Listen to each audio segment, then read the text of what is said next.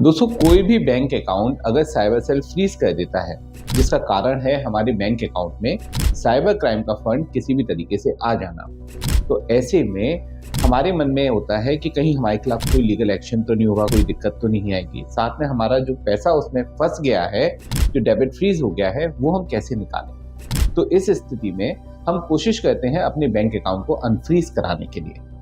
लेकिन कई बार अगर हमारे बैंक अकाउंट में कुछ भी फंड नहीं है, डिस्प्यूटेड अमाउंट लेकिन ज़्यादा है जिसको हम रीपे नहीं करना चाहते हैं, तो ऐसी स्थिति में अगर हम अपने बैंक अकाउंट को ऐसे ही छोड़ दें, उसको अनफ्रीज न कराएं, तो क्या होगा। हमारे कई व्यूअर्स हमसे ये सवाल अक्सर करते हैं कि सर, मेरे बैंक अकाउंट को अगर मैं ऐसे ही छोड़ दूं, उसको अनफ्रीज ना कराऊं, तो क्या मेरे पे कोई लीगल एक्शन हो सकता है, मैं क्या ऐसे कर सकता हूं। तो दोस्तों, आज इस वीडियो में मैं आपके इसी सवाल का जवाब देने वाला हूं। नमस्कार दोस्तों, मैं हूं एडवोकेट आयुष गर्ग और आप देख रहे हैं अपना YouTube channel online legal centre. Bank account freeze या साइबर क्राइम से रिलेटेड और इन्फॉर्मेटिव वीडियोस देखने के लिए आप हमारी प्लेलिस्ट पर भी विजिट कर सकते हैं। तो चलिए बिना देर करे टॉपिक को शुरू करते हैं। दोस्तों, अगर आप P2P ट्रेडिंग करते हैं, आपने बैटिंग ऐप से विड्रॉ किया है या किसी भी तरीके से आपने ऑनलाइन फंड अपने अकाउंट में रिसीव किया है, तो ऐसे में आपका बैंक अकाउंट अगर कोई साइबर क्राइम का फंड अकाउंट में आ गया है, तो उसकी वजह से फ्रीज हो सकता है। साइबर सेल ये फ्रीजिंग की कार्रवाई इन्वेस्टिगेशन को पूरा करने के लिए करती है, जिससे मेन क्रिमिनल को पकड़ा जा सके। इसमें फर्स्ट, सेकंड, थर्ड लेयर तक बैंक अकाउंट डेबिट फ्रीज होते हैं। वहीं फोर्थ, फिफ्थ, सिक्स्थ लेयर में ज्यादातर मामलों में केवल लीन लगा के अकाउंट को अनफ्रीज ही रखा जाता है। लेकिन दोस्तों, कई बार ऐसा भी होता है कि आपका फोर्थ, फिफ्थ, सिक्स्थ लेयर में भी साइबर सेल अकाउंट फ्रीज कर देता है, डेबिट फ्रीज कर देता है। लीन तो लगाता ही लगाता है, डेबिट फ्रीज भी साथ में हो जाता है। ऐसी स्थिति में दोस्तों, हमें अपने अकाउंट को अनफ्रीज कराने के लिए साइबर सेल से कॉन्टेक्ट करना जरूरी होता है। हमें वहां पे विजिट भी करना पड़ सकता है, एडवोकेट की भी हेल्प लेनी पड़ सकती है, साथ में डिस्प्यूटेड अमाउंट भी हमें रिटर्न करना पड़ सकता है। अगर हमारे बैंक अकाउंट में कुछ फंड है या फिर वो अकाउंट हमारे लिए बहुत ज़्यादा ज़रूरी है, तो हम अपने बैंक अकाउंट को अनफ्रीज कराते हैं। लेकिन कई बार हमारे अकाउंट में फंड ही नहीं होता है, हमारे को उस अकाउंट की इतनी ज़्यादा ज़रूरत भी नहीं होती है कि अगर वो अकाउंट ब्लॉक भी हो जाता है तो हम पे ज़्यादा असर नहीं पड़ता है। तो इन स्थितियों को मद्देनजर रखते हुए कई लोग हमसे सवाल करते हैं कि हम अपने अकाउंट को क्या ऐसे ही छोड़ दें, उसको अनफ्रीज ना कराएं। तो दोस्तों, ध्यान रखिए, अगर कोई भी बैंक अकाउंट फ्रीज होता है तो वो इन्वेस्टिगेशन का पार्ट होता है। साइबर सेल ऑफिसर उस पर पूरी इन्वेस्टिगेशन करते हैं, जिससे वो मेन क्रिमिनल को पकड़ पाए कि वास्तव में किसने क्राइम किया है और उसको पकड़ा जा सके। साथ ही साथ कंप्लेनेंट का जो डिस्प्यूटेड अमाउंट है, जो उसका कंप्लेनेंट का अमाउंट है, जो फ्रॉड का अमाउंट है, उसको रिकवर करवाया जा सके। अब इस काम के लिए वो डिफरेंट अकाउंट्स में लीन लगाते हैं, डेबिट फ्रीज करते हैं। अब अगर आपका बैंक अकाउंट इस वजह से फ्रीज है, लेकिन आप साइबर सेल ऑफिसर से कांटेक्ट नहीं करते हैं, वहां कोई रिप्रेजेंटेशन सबमिट नहीं करते हैं, अनफ्रीज कराने के लिए कोई भी प्रयास नहीं करते हैं, तो ऑफिसर की नज़र में यही जाता है कि कहीं ना कहीं आपका लिंक है उस क्राइम में, और वो आपको 35(3) का नोटिस भेज सकते हैं। 35(3) का notice prior to arrest notice होता है, तो इसलिए कंप्लायंस करना बहुत ज़्यादा ज़रूरी है। आप अकाउंट को अनफ्रीज नहीं कराना चाहते हैं तो ना कराएं, लेकिन अगर आपका bank account first, second, third layer में फ्रीज है, तो आपको साइबर सेल से पर्सनली विजिट करके कांटेक्ट करना जरूरी है। साथ में अकाउंट को अनफ्रीज कराना भी बहुत जरूरी है। वहीं अगर आपका मनी म्यूलिंग का केस है, आपने अपने अकाउंट को किसी को रेंट पे दिया है या फिर आपके अकाउंट को किसी ने मिसयूज किया है और साइबर क्राइम का फंड अपने अकाउंट में मंगाया है, तो ऐसी स्थिति में भी आपको अकाउंट को अनफ्रीज कराना बहुत ज्यादा जरूरी है।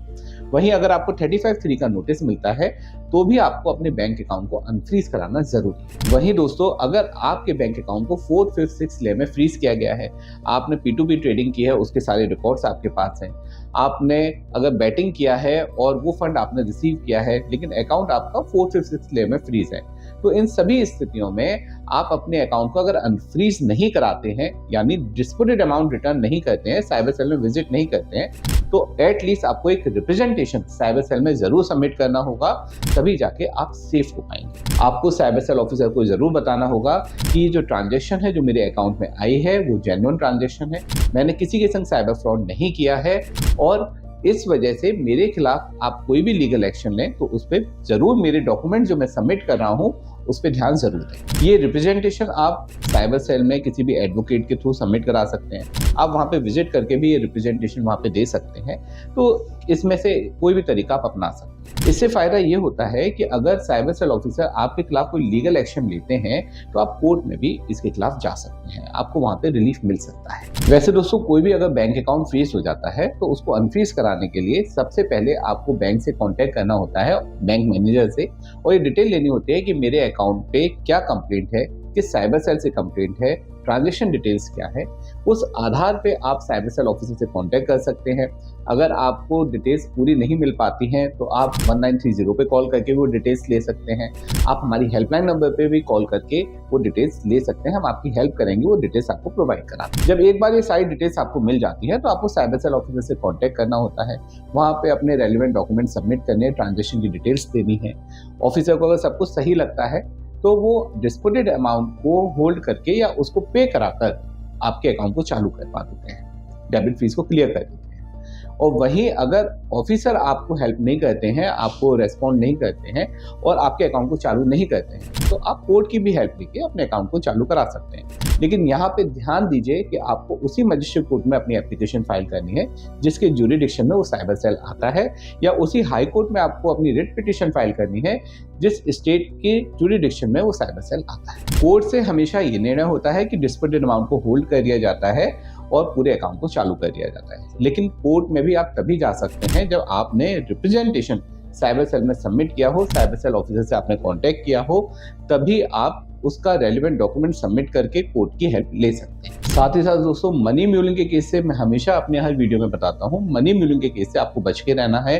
किसी भी तरीके से आपको अपने अकाउंट में किसी भी अन्य व्यक्ति से फंड नहीं लेना है जब तक आपको उस ट्रांजैक्शन के बारे में पूरी जानकारी ना हो। कोई भी व्यक्ति आपको अगर लालच देता है, कमीशन का लालच देता है, जॉब का लालच देता है और आपके अकाउंट का यूज करना चाहता है, या फिर आपको विश्वास में लेके आपके अकाउंट को यूज कर लेता है और उससे वो कुछ गलत फंड आपके अकाउंट में मंगा के आपसे पैसा कैश में ले लेता है, तो ऐसे में आपके लिए बहुत बड़ा इशू बन सकता है। फ्यूचर में आपके अकाउंट पे साइबर कंप्लेंट बन सकती है और साथ ही साथ आगे चल के पुलिस अरेस्टिंग भी हो सकती है। तो इसलिए मनी म्यूलिंग के केस से आप हमेशा सेफ रहें। कोई भी साइबर कंप्लेंट होने पर अपने अकाउंट को जरूर अनफ्रीज कराएं। अगर आप अनफ्रीज नहीं कराना चाहते हैं, आपको फाइनेंशियल दिक्कत आ रही है या फिर आपको लगता है मुझे अकाउंट को अनफ्रीज नहीं कराना है, तो जो पॉइंट्स मैंने आपको बताए हैं उन पॉइंट्स का जरूर ध्यान रखें। अगर आप उन पॉइंट्स में नहीं आते हैं तो आप अपने अकाउंट को ऐसे ही छोड़ सकते हैं, लेकिन एक रिप्रेजेंटेशन सबमिट करके साइबर सेल में एक अच्छे एडवोकेट के माध्यम से। इसके लिए आप हमारी हेल्पलाइन नंबर पे भी कॉल कर सकते हैं, हम आपके साथ हैं, आपकी पूरी हेल्प करेंगे। दोस्तों, ऑनलाइन लीगल सेंटर एक लॉ फर्म है, हमारे ऑफिसेज ऑल ओवर इंडिया है। बैंक अकाउंट फ्रीज या साइबर क्राइम से रिलेटेड किसी भी इशू के लिए हम आपकी पूरी हेल्प कर पाते हैं और आपके साथ हमेशा। वीडियो अगर अच्छा लगा हो तो इसे लाइक शेयर कमेंट जरूर कीजिएगा। चैनल को सब्सक्राइब नहीं किया है अभी तक तो सब्सक्राइब भी जरूर कर लीजिएगा, जिससे आपको हमारे लेटेस्ट इन्फॉर्मेटिव वीडियोस के नोटिफिकेशंस मिलते रहेंगे और आप भी लीगली अपडेटेड रहेंगे। अंत में सतर्क रहें, अपने अधिकारों के लिए जागरूक रहें और ऑनलाइन लीगल सेंटर से जुड़े रहें। मिलते हैं अगले वीडियो में। जय हिंद।